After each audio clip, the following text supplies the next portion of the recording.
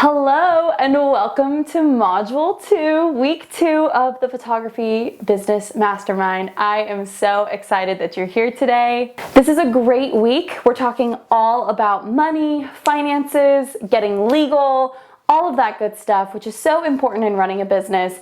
And I'm just gonna dive right on in and talk about why this is important. Why are we doing this? Like, what is the purpose behind actually looking at our finances, playing with money in this way? Well, not necessarily playing with money, but learning about our money. How do we manage it well? How do we use it for strategic saving? How do we estimate our expenses and how much we pay ourselves? All of that is a bunch of questions that I get asked on the daily. It's a very common question that I have with a lot of students. And the reason that we're doing this is because it's important to know what you're bringing in with your business, and it's important to know what you're doing with that money that you're bringing in, because if you're making all this money, doing photography and you think you're doing well, but then the next year a pandemic hits and all of a sudden you're like, oh my gosh, my expenses way overtake the amount of income I'm making. Well, that's a problem. That's not how any good business owner is gonna run their business. So we're gonna talk a lot about that today. In this specific lesson, we're gonna talk about your specific financial situation, what's going on with your finances, and how can we kind of get an idea of what you're gonna be making or what you need to make to cover your expenses and all of that stuff. But before we get started, I wanted to have a quick chat, a little heart-to-heart with you on some really important stuff that I don't think a lot of people talk about very much. The first thing I want to ask you is I want you to figure out what your dream life looks like. And when I say dream life, I mean like what do you want your life to look like in the next 10 to 20 years? And what is included in that life? What is important to you in that life? What is your dream? What do you have? What do you imagine? What would you like to have and imagine your life in 20 years from now? What would you like it to look like? And then the second question I have for you is, what are you probably going to need to make that happen? If you said money, you're probably right. You're going to need a lot of money to do some stuff, like being able to afford a house and a car and go on vacation and all that. But, some other things you might not need money, like, finding a husband. If you find a husband through money, no, I'm sorry. You're probably not going to find your husband through using your money unless you're paying for like Tinder, but I don't think Tinder I don't think it's paid. Okay, so my point is, most of the stuff that you're gonna need is going to require money. So let's talk real quick about my dream life as an example to give you to start thinking about maybe what your dream life can look like, or what I mean by this, like what is included. So my dream life is to have a house in SoCal, specifically a 5-bed, 3-bath. If you can get real specific, I think it's gonna make a lot more sense. With a yard for dogs. We want multiple dogs. When I actually wrote this, we didn't have Emmy, so it's actually kind of funny now that we have Emmy, because we're just kind of working our way, down the dream list, which is super cool. We'd like to have 2 to 3 kids, a family. We'd like to take 2 big vacations as a family every year, 1 camping and 1 luxury vacation a year. James and I just decided that was the best of both worlds for both of us. He likes to camp. I like camping too, but I also like to have the luxurious hotel stay as well. So we kind of met in the middle and said, well, we'll do like at least 1 each year. We'd like to have dirt bikes of some sort, or quads, and a trailer for outdoor activities. We'd like to buy a second property in real estate investment, whether that's in Kauai or Utah, we're not sure yet. But we'd like to rent it out as an investment property. And we'd also like to have money for our kids' future, like college, and if they decide to run their own business, to be able to help them with that. And also retirement. We want to be able to retire in somewhere awesome and beautiful, like in Utah or Montana, Idaho, Kauai. I don't know. There's so many places that are up in the air on where we're going to go. But what do all of these things specifically have in common, maybe besides the kids thing? But kids are also expensive. Well, all these things require money. I hate to say it, but a lot of the things that we have to give other people in this life and that we bring into our lives require a stable amount of money to do. Now, how we steward our money is really important, because yes, you could make all this money, but it could be gone in, the blink of an eye if you don't manage it well. So we're going to talk a lot about that today. And let's also talk about changing our money mindset a little bit, because I feel like a lot of us look at money as something like, eat the rich and the wealthy people stink, and like money is sleazy, wanting to make more money is actually greedy. And I just want to kind of address this real quick, because I read a really, really great book that I'm going to recommend to you. It's not necessarily a faith-based book if you are a Christian or you believe in Jesus, but it was a great book that kind of changed my mindset on money. It's called You Are a Badass at Making Money by Jen Sincero, and she talks a lot about how, we have this freedom to make money as business owners. We don't have limitations necessarily like a salary at a corporate job where we're only going to make this amount of money for this year, or we're only going to get this amount and this is like the cap even with a bonus. Like, instead, we have no limit to the amount of money that we can make, and we can bring in as much as we'd like. Now, the work obviously has to compensate for that. We're going to have to put in some work to get to that place, but the idea is there is no limit to the amount of money you can actually make. There is no cap. So let's talk about two different mindsets. There's abundance mindset and there's a scarcity mindset. Your abundance mindset asserts that regardless of your financial pursuits, you will always have more money than you need to meet your goals. And no, that might not necessarily be the truth, but like maybe in your specific financial situation, you might be thinking, well, I don't know if I have enough money to actually like meet my goals. The point is the mindset that you are going to be making enough, or you will be making enough with the work that you're putting in. And so treating your mindset of not like living penny to penny and not living a frugal life, but instead also not overspending, but feeling confident in the money that you have, feeling confident in the money that you're bringing in, is a really powerful mindset to be in. And actually, it's been proven that if you have this mindset of like a positive outlook on the money that you're making and bringing in, you're going to continue to bring in more money than you were expecting, because you feel confident, you feel like you can conquer that and you can bring in more money. Whereas a scarcity mindset, you might come off as desperate. You might come off as someone who is actually greedy because you feel like you need money. You don't have enough currently. And that can actually hurt you in the long run, having that negative outlook on your money where you're thinking, oh, I'm never going to have enough. I'm never going to have as much as that person, or I'm never going to be at that place with my finances.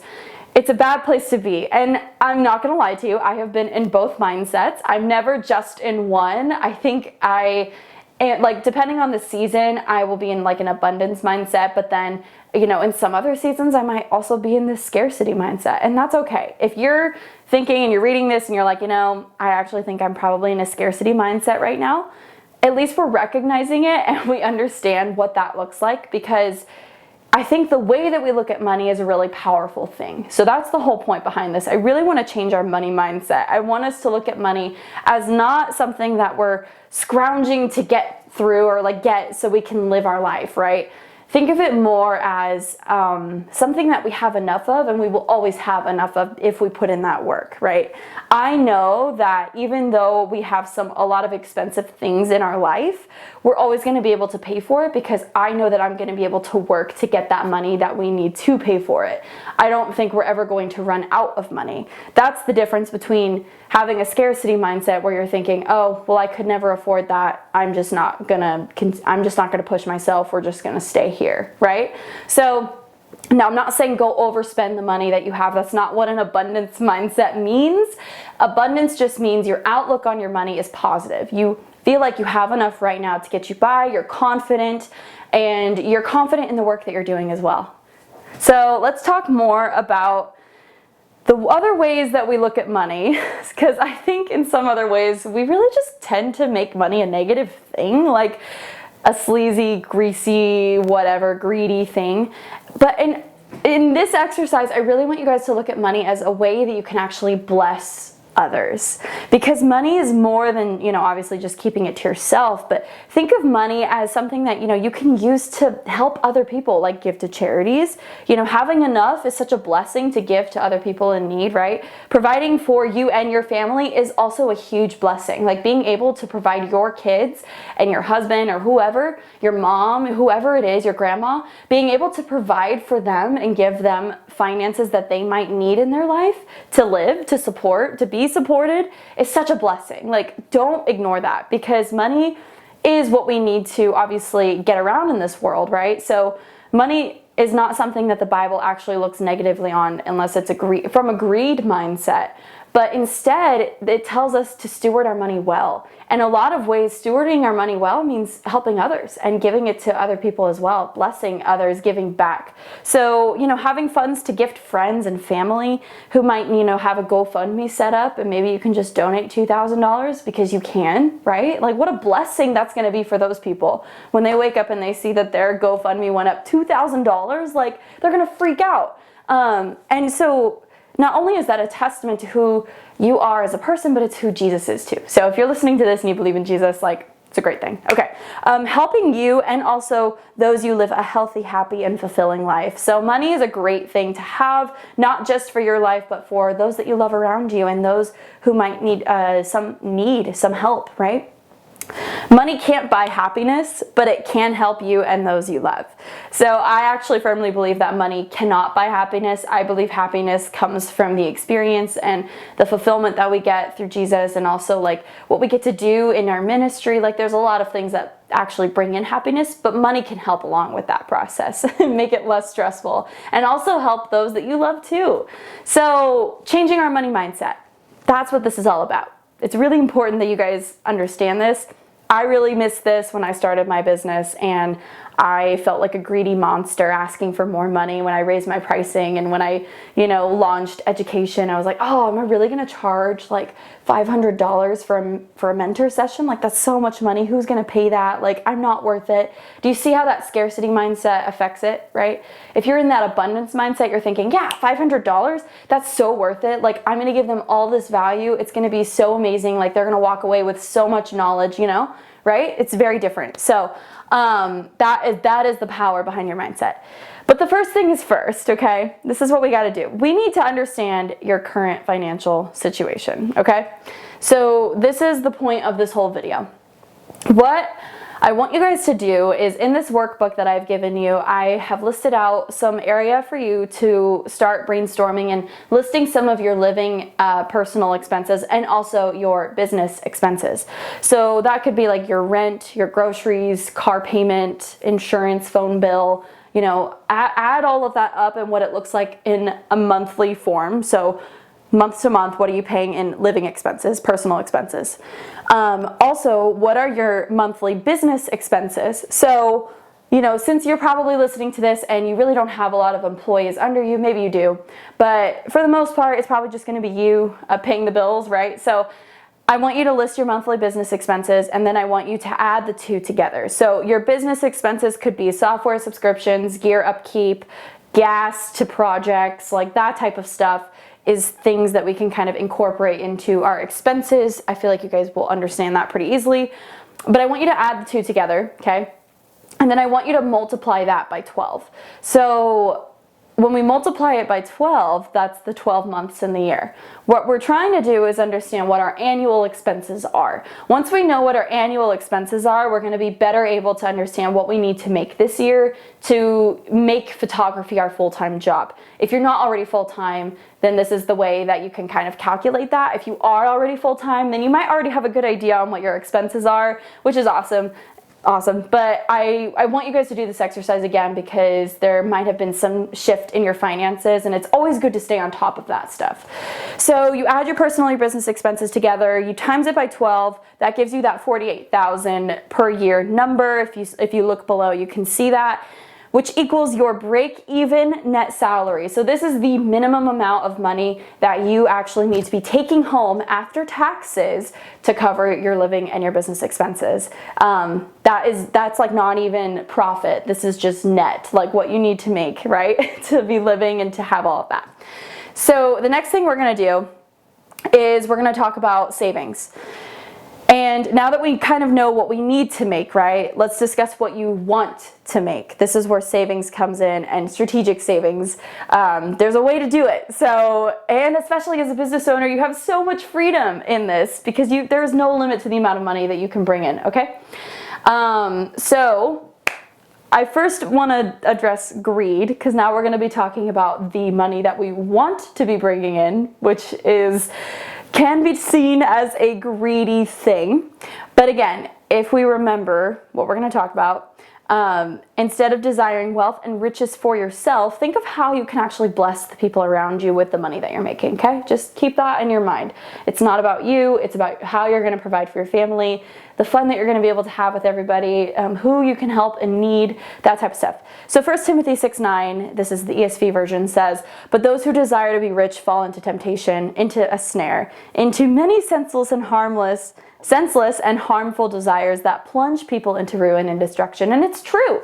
If you're just in this for the money, if you're just really here to make money and to do that, I would caution you against getting into this profession specifically, because being a photographer, a wedding photographer, family photographer, newborn photographer, whatever you specialize in, you're going to be dealing with people, right? You're going to be with them in their personal, intimate lives most of the time. And being that person that is more than just the photographer, but you're actually living out like such a beautiful personality that they can just love and trust, and you're serving them in such a beautiful way, is such a testament to how we should serve people, right? Like, it's really down to how we serve people. The money is just like a benefit of that. So always remember that too as you're doing business. It's not necessarily about the money all the time. It's actually about the ministry that we get to do and the serving people and loving them excellently. That's really what the difference is behind making all of this money. But you've also got personal needs, you've also got personal dreams, and there's nothing wrong with that. In fact, the Lord wants that for us too. So I'm talking about God a lot in this, so if you don't relate and you're not necessarily a believer in Jesus, that's totally fine. Just know that serving people well is such a beautiful thing to do, and that's a great thing that we should be doing anyways.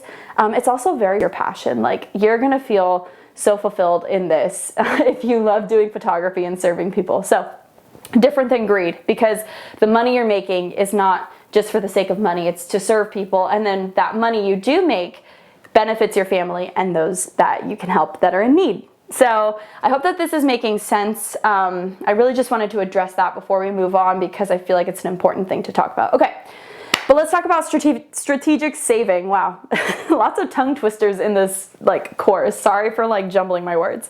Strategic saving. So this is something that you're saving up for, like a down payment on a house, paying off debt, a new car that you want to get, or you just simply want to grow your savings account. It's at $0 right now, and you want it to be at $20,000 for when you need it to buy a car in the future, but you're not there yet, okay? Well, this is how we do it. There's a way to actually strategically save for your big goals in your finances, and it's by putting away a select amount of money each month into your savings and not touching it at all. You probably heard this advice before, but when you put money in your savings, you don't touch it unless you absolutely need to, for expenses or emergencies, for the things that you actually want to be spending it on, like a down payment on a house. That's the point of savings. So if you're constantly pulling out of your savings right now, I caution against that. The point of this is to be putting money into your savings so it's continuously growing so that you can reach that goal of the down payment on the house or the car. So how do we do that? Well, strategic saving will actually get you closer to your long-term goal.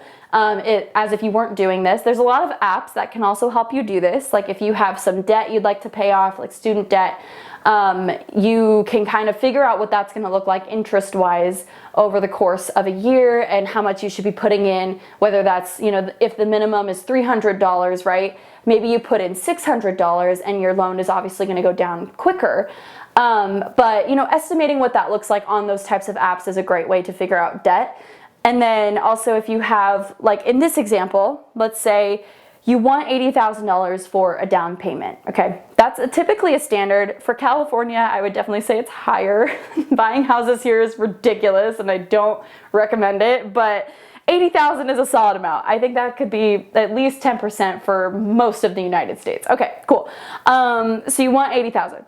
You have 40,000 saved. So you've already been on it. You've already been putting money in your savings. You and your husband combined, or your family combined, have 40,000 already.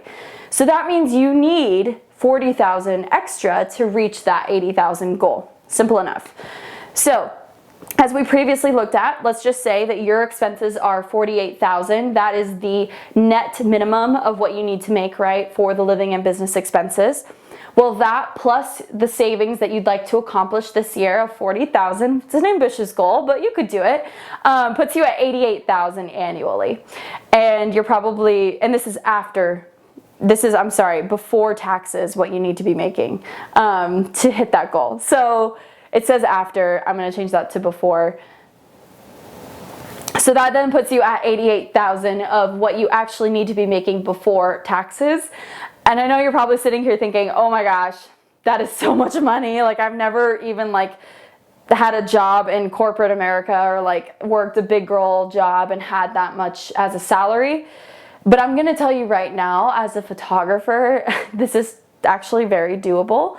My first year I was part-time, so I did around 30,000, and I did 10 weddings, but I did a heck of a lot of other portrait sessions on top of that. So I made 30, and then my second year full-time, I was actually able to hit that 6-figure mark by going full-time. So it's very doable, and I think that this number is actually something you can accomplish. Now again, I am in California. People tend to buy more expensive things here, but we're going to talk about pricing in a hot sec once we get there. But this is the amount that you need to make, right? If we're trying to save $40,000 and you've already got 48,000 in expenses, you need to be making 88,000 before taxes to hit that goal, okay? Now, the total revenue then, if we are going to include taxes, I like to do a 20% tax rate as I'm estimating this stuff. I feel like that's just average for the US. It's something, obviously this is different. Every state has different tax rates. But I think if you are trying to estimate this on your own and you're not sure what your state tax rate is, just do 20%. It's just going to be a solid number. So with the 20%, it then comes to 106. So how you find that is you do 88,000 times 0.2, and it'll give you the amount that you're going to pay in taxes. So add that on to your 88,000, it's going to give you 106. So then the monthly amount that you need to put away to hit that 40,000 goal is around $3,300 a month. So yeah, that's a lot of money. But if you're charging $3,500 a wedding, technically that could just be one wedding that you just put right on into your savings, right? So that is how you do strategic saving. And you should include this in your calculation for your annual expenses. So this 40,000, again, just added onto that 48, it gives you 88,000, right? So that is the break even of what we need to make this year to hit those savings goals and also our expenses goals, okay? Now I'm going to say this because you're probably listening to this, you might be feeling a little overwhelmed. Give yourself some grace. If you don't hit these numbers, give yourself some grace. It's okay. The main point of this is to just be able to afford the life that we'd like, right? The life of, paying our bills. So I'd say the minimum would be 48,000. But if you can add on to that and, apply more to your 40,000 that you'd like to have in savings, it's going to get you closer to that long-term goal than if you weren't strategically saving to begin with. So that's the point of this. Give yourself some grace if you don't hit that 88,000 mark. It's all good. Okay, but now let's talk about taxes. We briefly talked about this before, but this is kind of the last step in finding your finances. So while 88,000 is the minimum that you have to make to hit your savings and your expenses goal combined, right? To estimate your taxes, like I said, 20% is kind of what I use to go off of. And with that, that puts you at 106. So your new number that you have to make in your business is $106,000.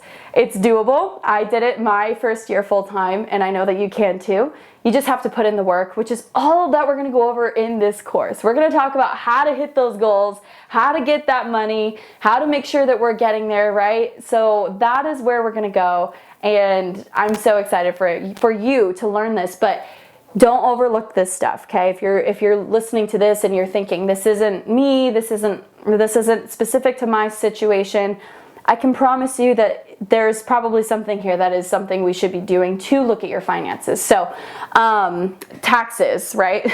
They stink. All right, so let's add some stuff to your to-do list for this video. I want you to find out your annual expenses. You can use my workbook that I've given you, or you can use your own notebook or a spreadsheet, whatever suits your fancy, do that. Find your annual expenses and add in your strategic savings. So estimate the amount you want to save this year for whatever that goal is. And then estimate the amount of money you need to make this year after taxes. The final number, which we estimated was $106,000, okay? Pretty simple. But I totally get how it could be confusing. So if you have questions, there is a comment section below in this video. So go and comment below, because if you have a question, someone else probably does too. And if I can answer that for you, I would be happy to. So also make sure to download the worksheet. You'll see it in downloads. I don't think I mentioned this in module 1. So if you want to download the worksheet for this module, make sure you do so. You can also download the slides. I've included that in every video so that if you want to review what we went over and just look at the slides, you can as well. All right, let's go on to the next video. It's a really good one. We're talking about how to set those goals and all that good stuff. So let's get it started.